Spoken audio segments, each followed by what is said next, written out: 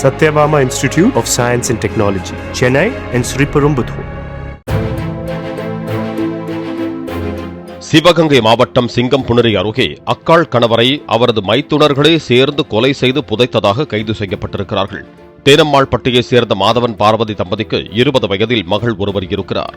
கடந்த 17ஆம் தேதி மாதவன் காணாமல் போன நிலையில் பார்வதியின் தம்பிகளான ஜெயராமன், பாலமுருகன் இருவரும் சேர்ந்து அவரை கொன்று கோழிப்பண்ணையில் புதைத்தது போலீசாரின் விசாரணையில் தெரியவந்தது. மாதவனின் மகளை தங்களில் ஒருவருக்கு திருமணம் செய்து தருமாறு 40 மற்றும் 38 வயதான மைத்துனர்கள் இருவரும் பல மாதங்களாக வற்புறுத்தி வந்த நிலையில் வயது வித்தியாசம் அதிகமாக உள்ளதாக கூறி மாதவன் மறுத்ததால் அவரை கொலை செய்து புதைத்ததாக போலீசில் வாக்குமூலம் அளித்திருக்கிறார்கள்.